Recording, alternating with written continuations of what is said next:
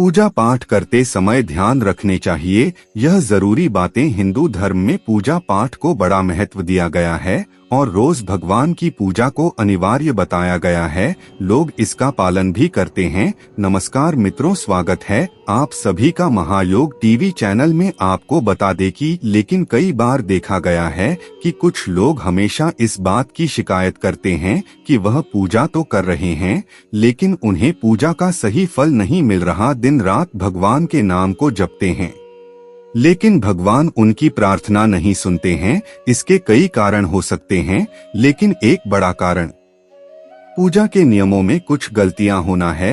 लोग जाने अनजाने में भगवान को कुछ ऐसा चढ़ा देते हैं जो उन्हें प्रिय नहीं होता है। ऐसे में हो सकता है कि भगवान नाराज हो जाएं, पूजा का फल न मिले। इसलिए हम आपको बताने जा रहे हैं कि पूजा पाठ करते समय आपको किन किन बातों का विशेष ध्यान रखना चाहिए। किसी भी भगवान के पूजन में उनका आवाहन करना या आमंत्रित करना, ध्यान करना, आसान करवाना, धूप दीप जलाना, अक्षत या चावल, कुमकुम, चंदन, पुष्प या फूल प्रसाद आदि अनिवार्य रूप से होना चाहिए। दो, पूजन में पान का पत्ता भी रखना चाहिए। ध्यान रखिए, पान के पत्ते के साथ इलायची, लौंग, गुलकंद आदि भी चढ़ाना चाहिए। पूरा बना हुआ पैन चढ़ाएंगे उसे श्रेष्ठ रहेगा। 3, देवी देवताओं को हर फूल, पत्तियां आदि अर्पित करने से पहले एक बार सांस पानी से आवश्यक हो लेना चाहिए। सभी प्रकार की पूजा में चावल विशेष रूप से चढ़ाए जाते हैं। पूजन के लिए ऐसे चावल का उपयोग करना चाहिए जो अखंड पूरे चावल हो यानी टूटे हुए ना हो। चावल चढ़ाने से पहले इन्हें हल्दी से पीला करना बहुत शुभ माना गया है।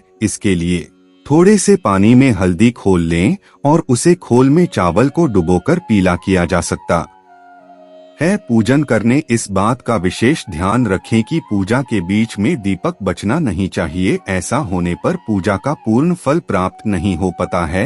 भगवान विष्णु को प्रसन्न करने के लिए पीले रंग का रेशमी कपड़ा चढ़ाना चाहिए। माता दुर्गा, सूर्य देव व श्री गणेश को प्रसन्न करने के लिए लाल रंग का, भगवान शिव को दौर प्रसन्न करने के लिए सफेद वस्त्र अर्पित करना चाहिए। साथ किसी भी प्रकार के पूजन में कुल देवता, कुलदेवी, घर के वास्तु देवता, ग्राम देवता आदि का ध्यान करना भी आवश्यक है। इन सभी का पूजन भी करना चाहिए। उसे पैरों से इधर उधर खिसकना नहीं चाहिए। आसान को हाथों से ही खिसकना चाहिए। जो यदि आप प्रतिदिन जी का एक दीपक भी घर में जलाएंगे तो घर के कई वास्तु दोष भी दूर हो जाएंगे। 10, सूर्य, गणेश, दुर्गा, शिव और विष्णु यह पंचदेव कहलाते हैं। उनकी पूजा सभी कार्यों में अनिवार्य रूप से की जानी चाहिए। प्रतिदिन पूजन करते समय इन पंचदेव का ध्यान करना चाहिए। इससे लक्ष्मी कृपा और समृद्धि प्राप्त होती है। तुलसी के पत्तों को 11 दिनों तक बासी नहीं माना जाता है। इसकी पत्तियों पर हर रोज जल चिढ़कर उन भगवान को अर्पित किया जा सकता है। तुलसी का पत्ता बिना स्नान किया नहीं ना चाहिए। शास्त्रों के अनुसार यदि कोई व्यक्ति बिना नहाए ही तुलसी के पत्तों को तोड़ता है तो पूजन में ऐसे पेट भगवान द्वारा स्वीकार नहीं किए जाते हैं। दीपक हमेशा भगवान की प्रतिमा के ठीक सामने लगाना चाहिए। कभी कभी भगवान की प्रतिमा के सामने दीपक न लगाकर इधर उधर लगा दिया जाता है, जबकि यह सही नहीं है।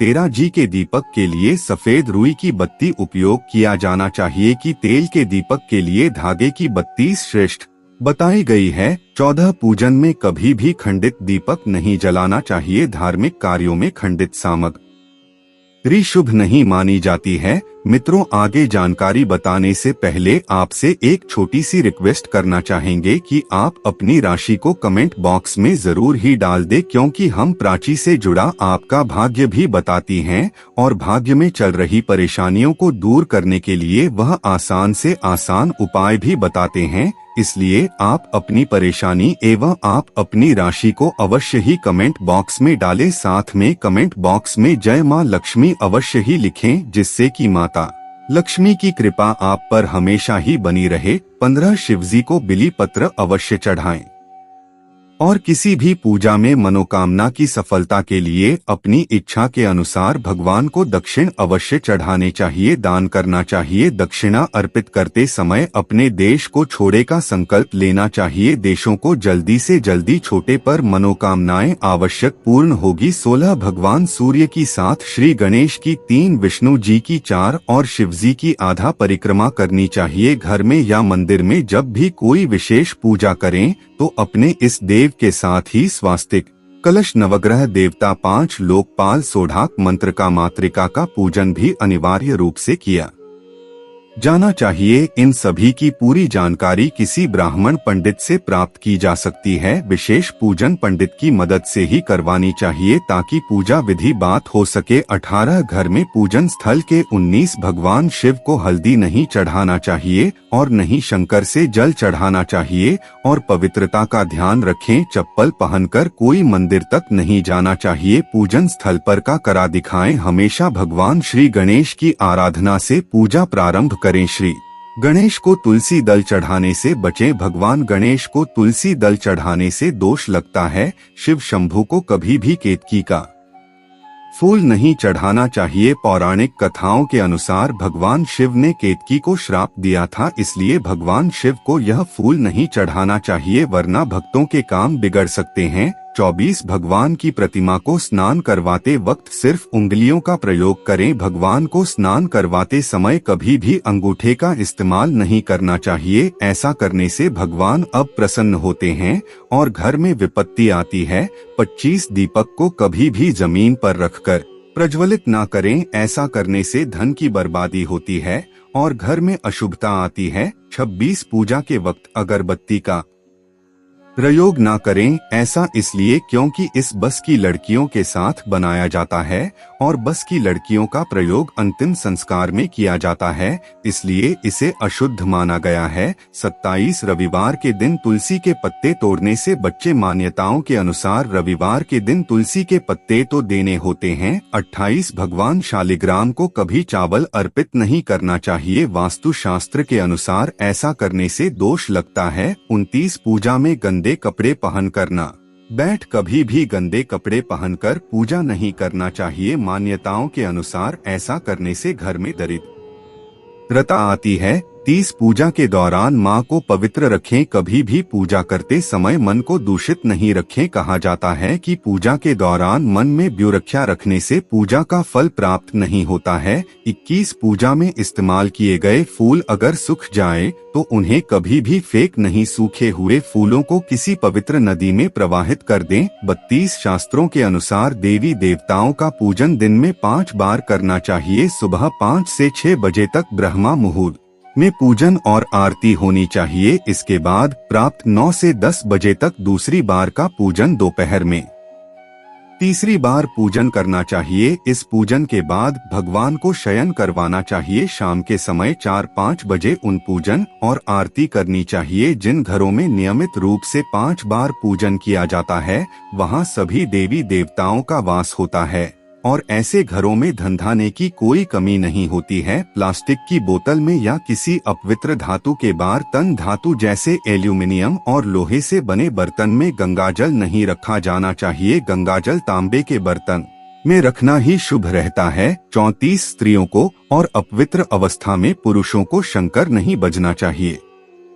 यह इस नियम का पालन नहीं किया तो जहां शंख बजाया जाता है वहां से देवी लक्ष्मी चली जाती है। मंदिर और देवी देवताओं की मूर्ति के सामने कभी भी पीठ दिखाकर नहीं बैठना चाहिए। 36 किसी भी पूजा में मनोकामना की सफलता के लिए दक्षिण अवश्य चढ़ाने चाहिए। दक्षिणा अर्पित करते समय अपने देश को छोड़ने का संकल्प लेना चाहिए। देशों को जल्दी से जल्दी छोड़ने पर मनोकामनाएं आवश्यक पूर्ण होगी। 37 आमतौर पर फूलों को हाथों में रखकर हाथों से भगवान को अर्पित किया जाता है, ऐसा नहीं करना चाहिए। फूल चढ़ाने के लिए फूलों को किसी पवित्र पत्र में रखना चाहिए और इसी पत्र में से लेकर देवी देवताओं को अर्पित करना चाहिए। 38 हमेशा इस बात का ध्यान रखें कि कभी भी दीपक से दीपक नहीं जलाना चाहिए। शास्त्रों के अनुसार जो व्यक्ति दीपक से दीपक जलते हैं वे रोगी होते हैं। 39 भगवान की आरती करते समय ध्यान रखें यह बातें। भगवान के चरणों की 4 बार आरती, करीब नाभि की 2 बार और मुख की 1 या 3 बार आरती करें। इस प्रकार भगवान के समस्त अंगों की कम से कम 7 बार आरती करनी चाहिए। 40 अपने मंदिर में सिर्फ प्रतिष्ठित मूर्ति ही रखें। उपहार कांच, लकड़ी एवं फाइबर की मूर्तियां न रखें एवं खंडित, जल्दी कटी फोटो और टूटा कांच तुरंत हटा दें। शास्त्रों के अनुसार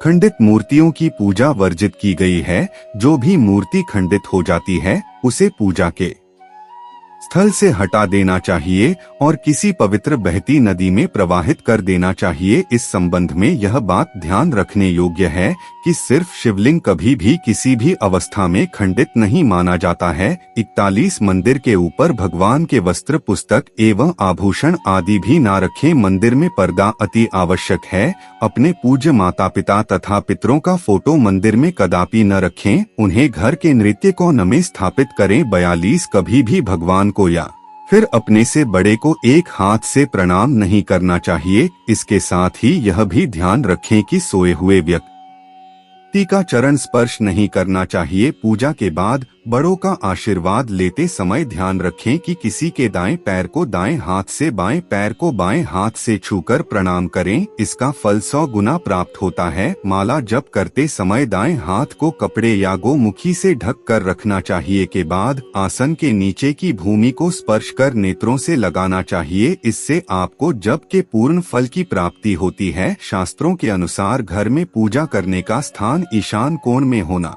चाहिए। उत्तर दिशा और पूर्व दिशा के बीच का भाग ईशान कोण होता है। किस कोण को शुभ कार्यों के लिए सबसे उत्तम दशा माना गया है। इस दिशा में पूजा के मंदिर को स्थापित करें। यदि किसी कारणवश ऐसा न भी कर पाए तो भूल कर भी घर के निशानकों में गंदगी जमा न होने दे। वह घर के इस हिस्से को सदा पवित्र रखें। ईशान कोण के अतिरिक्त पूर्व दिशा भी पूजा स्थान के लिए श्रेष्ठ मानी जाती है। इसलिए आप घर में ईशान कोण व पूर्व दिशा दोनों में से जहां भी सुविधाजनक रूप से पूजा स्थल की स्थापना कर सके पूजा स्थल में गणेश जी की स्थापना अवश्य करें। इसके लिए एक सुपारी पर लाल धागे मौली को लपेट लें और कुमकुम से तिलक कर एक कटोरी में थोड़े चावल रखकर स्थापित करें। बंद पत्र में गंगाजल अवश्य रखना चाहिए। एक डंडी के छोटे से लोटे में जल को पूजा स्थल में अवश्य रखना चाहिए। प्रतिदिन इस बात का जल बदलना चाहिए। वह पुराने जल को पीपल के पेड़ या तुलसी के पौधे में डाल सकते हैं।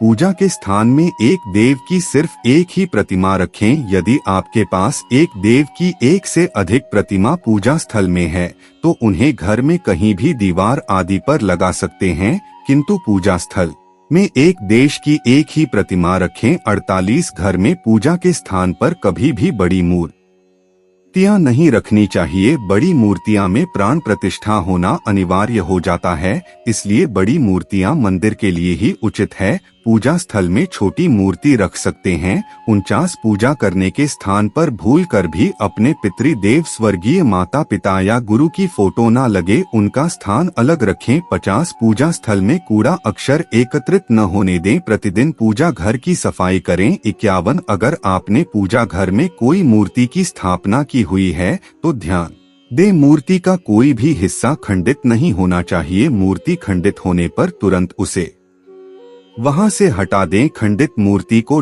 बहते जल में विसर्जित कर सकते हैं। 52 पूजा के समय यदि संभव हो तो शुद्ध देसी गाय के घी का प्रयोग करें। वह भोग लगाने के लिए अग्नि में गाय के गोबर के कंडोम का ही प्रयोग करना उत्तम माना गया है। 53 पूजा पाठ के समय दीपक कभी भी बुझाने नहीं चाहिए। 54 शास्त्रों में यह एक बड़ा अपशगुन माना गया है। धूप बत्ती का प्रयोग करें। गूगल घर के वातावरण को शुद्ध और घर से नकारात्मक ऊर्जा या बुरे दोष को दूर करती है। 55 रात्रि को सोते समय पूजा स्थल को लाल पर्दे द्वारा ढक दें। वह सुबह होने पर दे को हटा दें। पूजा करते समय भगवान को फूल चढ़ाना शुभ माना जाता है। कुछ फूलों देवी देवताओं को विशेष रूप से प्रिय होते हैं और फूल चढ़ाते समय इस बात का ध्यान रखना चाहिए, इसे दुर्गा माँ को लाल और भगवान विष्णु को पीले रंग के ही फूल चढ़ाने चाहिए, यह अशुभ माना जाता है। 57 पूजा में इस्तेमाल कलश या जल के लोटे को हमेशा ईशान कोण में रखना चाहिए। दीपक और कलश को एक दूसरे के बिल्कुल पास कभी ना रखें, वरना इसके दुष्प्रभाव झेलने पड़ते हैं। 58 पूजा हमेशा आसन पर बैठकर ही करना चाहिए। आसन पर बैठकर पूजा न करने से इसका फल नहीं मिलता है। आसन के रंग का चुनाव आपको अपनी राशि के हिसाब से ही करना चाहिए। 59 भगवान के भजन कीर्तन या आरती के दौरान हर तरीके से वहां उपस्थित रहे। इस दौरान किसी से बातचीत करने से पूजा का फल नहीं मिलता है। पूजा की सामग्री को लेकर कभी भी दिखावा न करें, उसे हिसाब से आसन का चुनाव करें। पूजा शुरू करने से पहले देखें कि आसन किस चीज का है, किस रंग का है, क्योंकि अलग अलग रंग के आसन का अपना अलग महत्व है। कोशिश करें कि कंबल या उनसे बने आसन का ही प्रयोग करें। धन की देवी माता लक्ष्मी, माँ दुर्गा और हनुमान जी की पूजा करनी जाए तो लाल रंग के आसन का प्रयोग करें। अगर मंत्र सिद्धि की पूजा करनी है तो कुशल से बने आसन को श्रेष्ठ माना गया है। 61 भगवान गणेश को तुलसी, भगवान विष्णु को चावल और सूर्य देव को बेलपत्र भूल कर भी ना चढ़ाएं। बेलपत्र महादेव को काफी प्रिय है,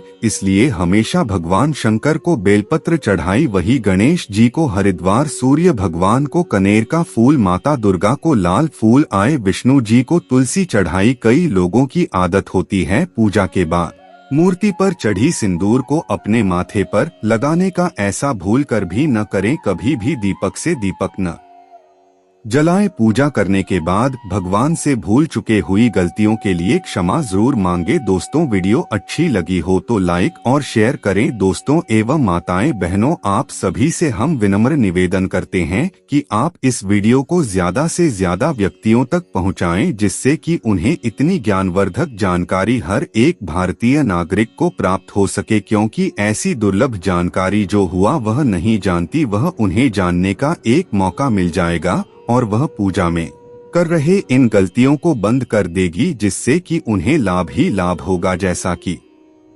हमने आपको बहुत सारी जानकारी बताई है, अगर आप इन गलतियों को नहीं करेंगे तो आप पर यकीनन माता लक्ष्मी की कृपा और हर एक देवी देवता की आप पर असीम रूप से कृपा होगी। इसलिए आप इस वीडियो को ज्यादा से ज्यादा शेयर करें, क्योंकि हमारा तो पहले से ही संकल्प है कि भारत की हर एक नागरिक को सही एवं सटीक जानकारी उन्हें पहुंचना। इसलिए आप इस वीडियो को ज्यादा से ज्यादा शेयर करें और वीडियो को भी लाइक करें। साथ में महायोग टीवी चैनल को अवश्य की सब्सक्राइब करें, जिससे कि आपको इतनी ही ज्ञानवर्धक जानकारी आसान माध्यम से आपको पता लगता रहे। दोस्तों, आपको वीडियो कैसी लगी कमेंट बॉक्स में जरूर लिखें और जय मां लक्ष्मी अभी तक आपने कमेंट बॉक्स में ना लिखा हो तो जरूर ही लिख दे और चैनल को सब्सक्राइब करके बेल नोटिफिकेशन को जो पर सेट कर ले। वीडियो देखने के लिए आपका धन्यवाद।